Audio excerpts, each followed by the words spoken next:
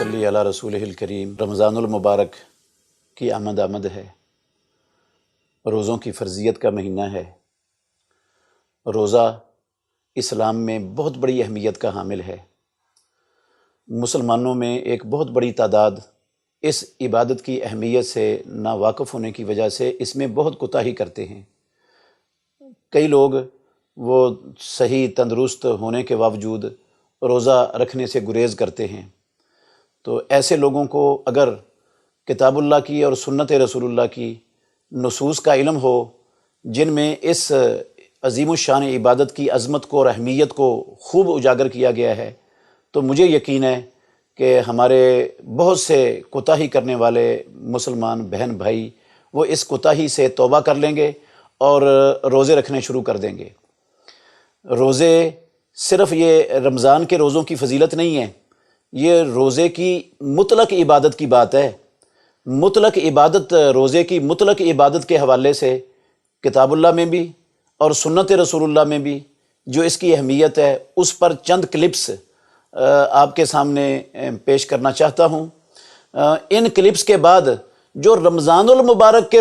روزے کی اہمیت اور فضیلت ہے اور جو ان کا مقام ہے، اس پر بھی 2-3 کلپ انشاءاللہ تیار ہوں گے۔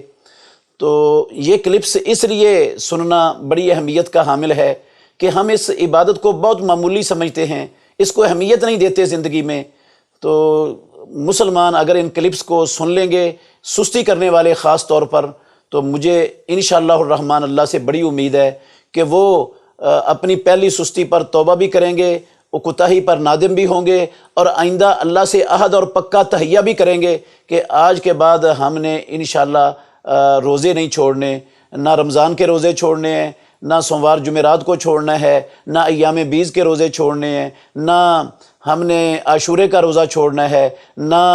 ہم نے عرفے کا روزہ چھوڑنا ہے، نہ ذوالحجہ کے پہلے 10 دنوں کے روزے چھوڑنے ہیں۔ تو یہ بہت زیادہ اہمیت والی عبادت ہے۔ قرآن مجید میں اللہ رب العالمین نے صرف 2 مقامات سے آپ کے سامنے رکھتا ہوں۔ رب العالمین نے فرمایا ان المسلمین والمسلمات والمؤمنین والمؤمنات والقانتین والقانتات والصادقین والصادقات والصابرین والصابرات والخاشعین والخاشعات والمتصدقین والمتصدقات والصائمین والصائمات والحافظین فروجہم والحافظات والذاکرین اللہ کثیرا والذاکرات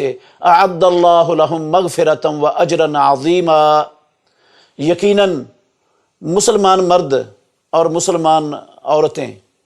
ایمان والے مرد اور ایمان والی عورتیں، فرما برداری کرنے والے مرد اور فرما برداری کرنے والی عورتیں،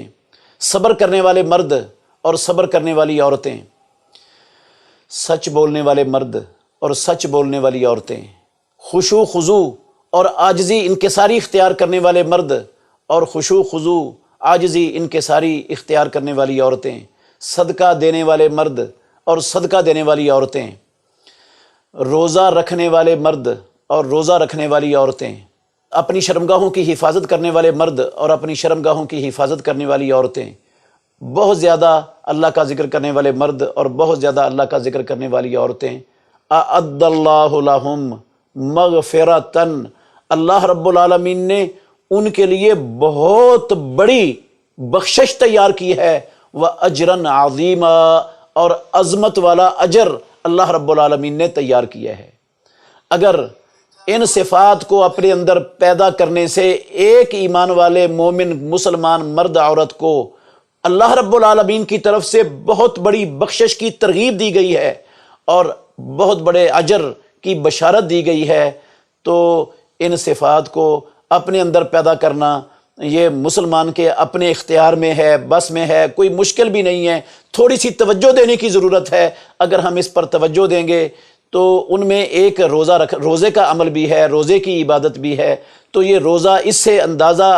ہر مسلمان لگا سکتا ہے کہ اللہ رب العالمین کے ہاں جس چیز کی بنا پر بہت بڑی بخشش اور مغفرت کی خوشخبری سنائی جا رہی ہے اور اجر عظیم کا مژدہ سنایا جا رہا ہے، وہ اللہ رب العالمین کے ہاں اس کی اہمیت، اس کا مقام اور اس کا درجہ کتنا بڑا ہوگا۔ دوسری جگہ پر اللہ رب العالمین نے رمضان المبارک کے روزوں کی فرضیت کے حوالے سے ذکر کرتے ہوئے، فرضیت کو ذکر کرتے ہوئے فرمایا، پہلے جب سن 2 ہجری میں روزے فرض کیے گئے مسلمانوں پر تو اجازت دی گئی تھی، 2 آپشن تھے مسلمانوں کے لیے، جو روزہ رکھنا چاہے وہ روزہ رکھ لے، فرض ہو چکے تھے، لیکن جو روزہ نہیں رکھنا چاہتا اس کو اجازت تھی وہ ایک روزے کے بدلے میں ایک مسکین کا کھانا فدیے کے طور پر ادا کر دے تو اس کا یہ روزے کا فریضہ ادا ہو جائے گا۔ اور اس کیفیت میں جب اس کو فرض کیا گیا اور یہ 2 آپشن رکھے گئے، اللہ رب العالمین نے کہا وَأَن تَصُومُوا خَيْرٌ لَكُمْ، مسلمانوں تم روزہ رکھو، یہ روزہ رکھنا تمہارے لیے بہت زیادہ بہتر ہے، افضل ہے۔ ٹھیک ہے، صدقہ کرنا، مسکین کو کھانا کھلانا اور فدیہ دینا یہ اللہ کے تقرب کا ذریعہ ہے، اس سے مال کم نہیں ہوتا، اس سے اللہ رب العالمین خوش ہوتے ہیں، اس سے مال بڑھتا ہے، اس سے بندہ پاک ہوتا ہے اور بخل کی بیماری ختم ہوتی ہے، اور اس سے مستحق لوگوں کے گھروں کا چولہا جلنا شروع ہو جاتا ہے، بے شمار فوائد ہیں۔ لیکن روزہ ان سارے فوائد میں سے اللہ نے کہا زیادہ افضل والا ہے، فضیلت والا ہے۔ تو ان تصوموا خیر لکم، جس کو اللہ رب العالمین کہہ دیں کہ تمہارے لیے یہ بہتر ہے،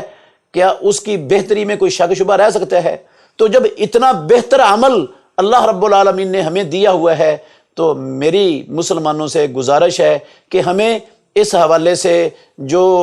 اس کی اہمیت کے بارے میں